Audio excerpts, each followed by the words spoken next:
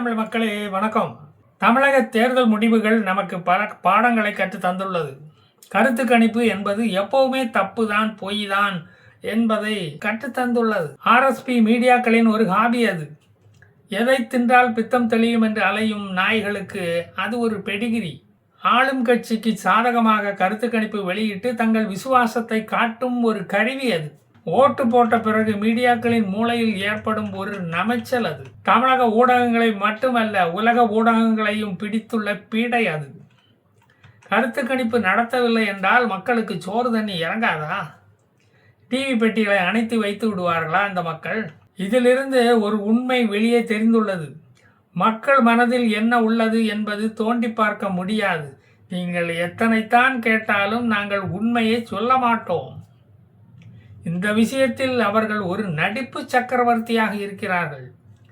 கூட்டத்தை பார்த்து ஏமாந்து போனவர்களில் முக்கியமானவர்கள் கலைஞர்.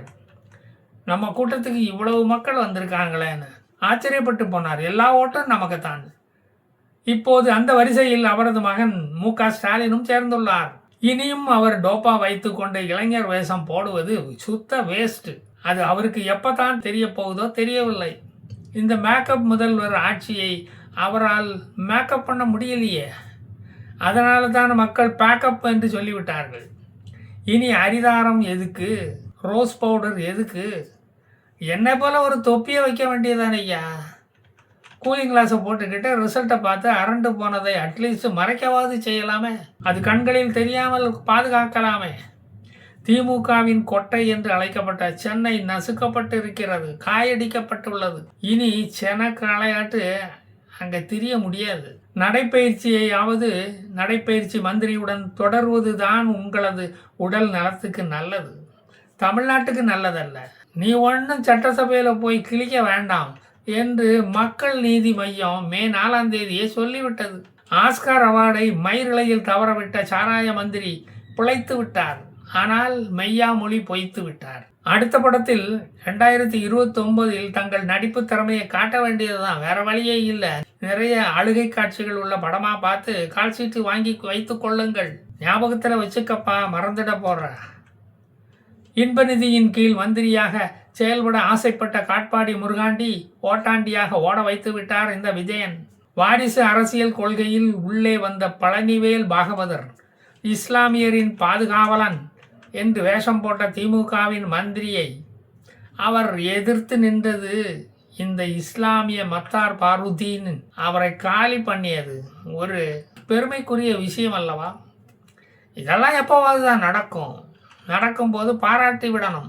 பத்திரப்பதிவு மந்திரியை பத்திரமா வீட்டுக்கு அனுப்பி வச்சது எம்பெருமான் திருப்பரங்குன்றம் கார்த்திகேயன். கம்பத்தில் கம்பை சுழற்றி பார்த்தார் ராமகிருஷ்ணன். கடைசியில் பாயை சுருட்ட வைத்து விட்டார் ஜெகநாத் மிஸ்ரா உருவில் வந்த பகவான். பல இனிஷியல் மந்திரியும் பித்தளை தெற்கு ராஜாவும் கச்சக்கால அடித்துத்தான் கரை சேர்ந்தார்கள். நயினார் நாகேந்திரனின் தோல்வி மாநில தலைமையை மாற்றும் சிந்தனையை மாற்றாது. அந்த மாற்றம் ஒன்றே வாராதது இங்கு.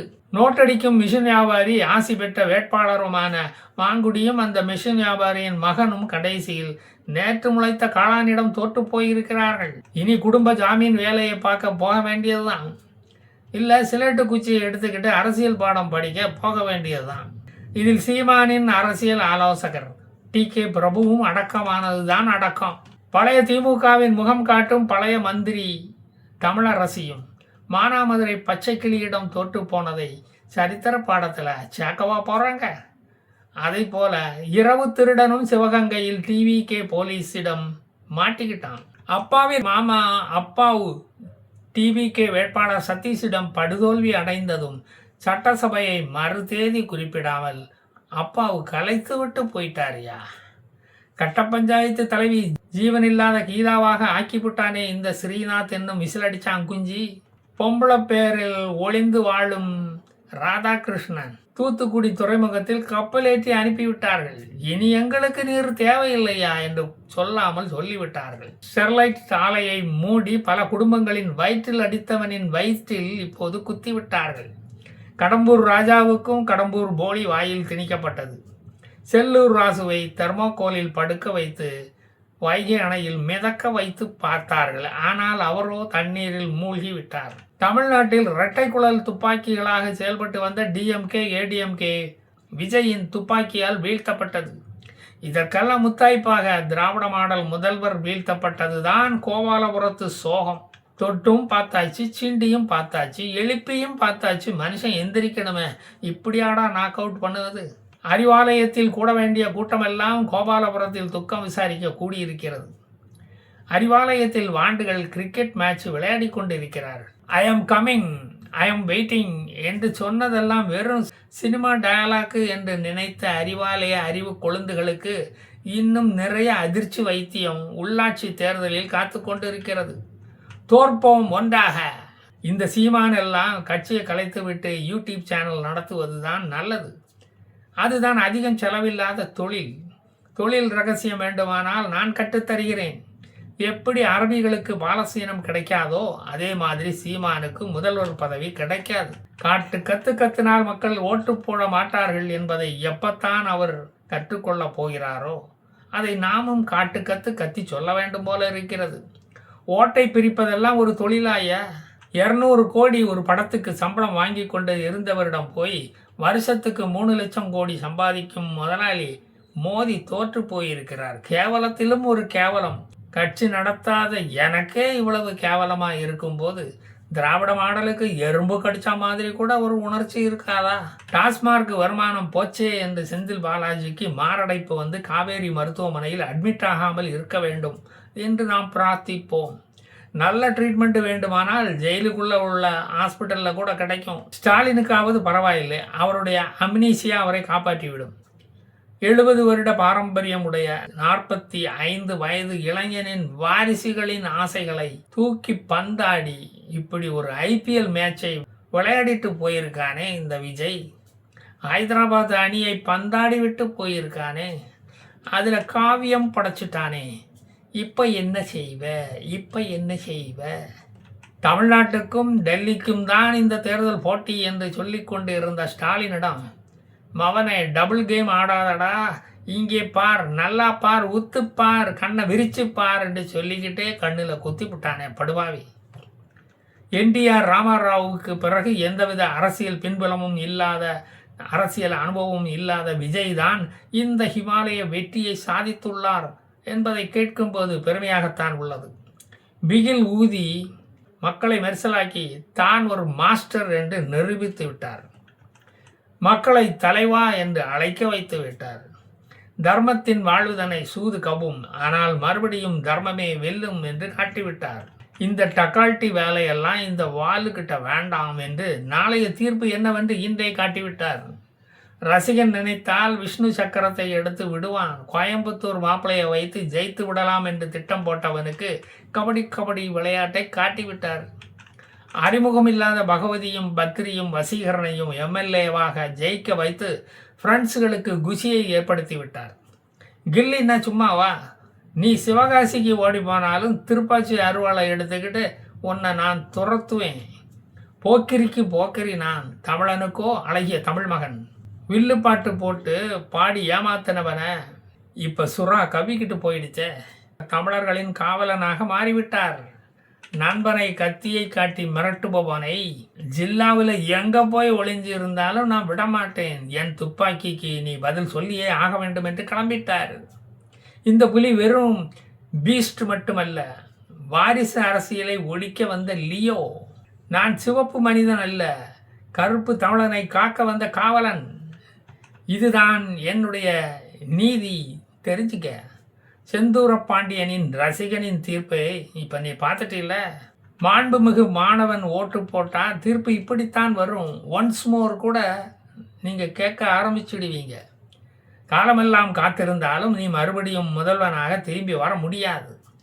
நேருக்கு நேர் மோத இடம் தெரியாமல் நீ வந்து விட்டாய். அதுவும் நான் நினைத்தேன், நீ வந்தாய், என்னிடம் தோற்றாய். இந்த செல்வா பிரியமுடன் உனக்கு பரிசளித்து விட்டான். நெஞ்சிலே எனக்கு இப்பத்தான் குஷி கிளம்பி இருக்கு. புதிய கதை உனக்கு எழுதப் போகிறேன். சுக்கிரன் சிவகாசிக்கு போகலடா, மதுரைக்கு வந்திருக்கான். குருவி என்று நினைத்து சுட நினைத்தால் அவன் சுறா வேட்டைக்காரன் என்பதை நீ விரைவில் புரிந்து கொள்வாய். வேலாயுதம் வில்லு குறி தப்பாது. நிறுத்தி வைத்தால் ஜனநாயகம் நிற்காது, நிறுத்த முடியாது. ஜனநாயகன் மீண்டும் வருவான், நல்லாட்சி தருவான். லண்டனில் வாங்கின national film award, filmfare award, Vijay award, south Indian international movie award, Ananda Vikatan award, Asianet film award, தேக்கோ பேஸ் award, cosmopolitan award, Dinakaran award, Mathrubhumi award, cinema express award, Zee cine world Madras club award வாங்கினது எல்லாம் எனக்கு பெரிய அவார்டே இல்லைடா. தமிழ் மக்கள் இந்த தேர்தலில் தந்த வெற்றி தான் எனக்கு மிகப்பெரிய அவார்டு என்று அவர் சொல்ல மாட்டார், நான் தான் சொல்லணும். அதுதான் உண்மையும் கூட. இனி என்னுடைய ஆதங்கத்தை நான் சொல்லுகிறேன். விஜய் முன் இருக்கும் பெரிய சோதனை என்னவென்றால், அவரது நிர்வாகிகள் பாலியல் வழக்கில் சிக்கி போக்சோ சட்டத்தில் கைதாவதை நிறுத்த வேண்டும். கொண்டாட்டம் என்ற பெயரில் பொது சொத்தை தாக்குவதை அழிப்பதை நிறுத்த வேண்டும் அவரது ரசிகர்கள். கொண்டாட்டம் என்ற பெயரில் பொது சொத்தை ரசிகர்கள் தாக்குவதையும் அழிப்பதையும் நிறுத்த வேண்டும். பொதுமக்களுக்கு இடையூறு விளையும் வண்ணம் செயல்படுவதை நிறுத்த வேண்டும். இந்த விசிலடிச்சாங் குஞ்சுகளை உடனே அடக்க வேண்டும். இல்லை என்றால் திமுகவுக்கும் தாவேகாவுக்கும் வித்தியாசம் எதுவும் தெரியாது. மக்கள் குழம்பி போய் விடுவார்கள். நேற்று வரை தாவாகாவை திமுகவுடன் சேர்ந்து எதிர்த்துவிட்டு அதிக இடம் வேண்டும் தோற்பதற்கு என்று திமுகவிடம் கேட்டு வாங்கிவிட்டு இன்று தாவேகாவுடன் கூட்டணி என்று சொல்லிக்கொள்ள உங்களுக்கு வெட்கமாக இல்லையா? அவரை ஏற்றுக்கொள்ளவும் உங்களுக்கு வெட்கம் இல்லையா? எந்த தார்மீக அடிப்படையில் விஜய் அதை ஏற்றுக்கொண்டார்? இது நிலைக்குமா இந்த கூட்டணி? இந்த 5 சீட்டும் தனியாக நின்று ஜெயித்திருந்தால் தாவேகாவுடன் சேர்வதை நாங்கள் எதிர்க்க மாட்டோம். அத்தனையும் விஜய் எதிர்ப்பு ஓட்டினால் வந்தது. 25 கோடி ரூபாய் விலையுள்ள கம்யூனிஸ்டுகளும் வருமா? வந்தால் விஜய் அந்த கம்யூனிஸ்டுகளை பிழைக்க வைப்பாரா? பாமகவை பிடிக்க செங்கோட்டையன் நிச்சயம் முயற்சி செய்வார். ராஜ்யசபா சீட்டை பிஜேபியிடம் எதிர்நோக்கி இருக்கும் அன்புமணி அதை உதறி தள்ளிவிட்டு தாவேகாவுடன் வருவாரா? சந்தேகம்தான். திருமா இருக்கும் இடத்தில் பாமக போலீஸ் வராது. இரண்டும் ஒருவருக்கொருவர் தீண்டத்தகாதவர்கள். அரை எம்எல்ஏ சீட்டு வைத்திருக்கும் பிரேமலதாவை யாரும் சீண்டி கூட இனி பார்க்க மாட்டார்கள். எனக்கும் திமுகவுக்கும் தான் போட்டியே என்று சொன்ன விஜய் எடப்பாடியை ஏற்றுக்கொள்ளுவதில் உள்ள தயக்கத்துக்கு காரணம் இந்த செங்கோட்டையன் தான். இப்ப இடியாப்ப சிக்கலில் சிக்கி தவிக்கும் விஜயின் அடுத்த மூவ் என்னவாக இருக்கும் என்று அறிய உங்களைப் போலவே நானும் ஆவலாக உள்ளேன். கூட்டணி ஆட்சி அமைந்தால் அது அல்ப ஆயுசில் போய்விடக்கூடாதே என்ற அக்கறையில் சொல்லுகிறேன். ஜனாதிபதி ஆட்சிக்கு கொண்டு போய் அதை விட்டு விடுவார்களோ என்ற ஒரு பயம் இருக்கிறது. இந்த இண்டி கூட்டணி சாண்டோ சின்னப்பாக்கள் அதை துல்லியமாக செய்து விடுவார்கள். கைக்கு எட்டுனது கையாலே போய்விடக்கூடாது. பார்த்தீங்களா? பழைய திமுகவை விஜய் கட்சியில் பார்க்கக்கூடாது என்று நான் விரும்புகிறேன்.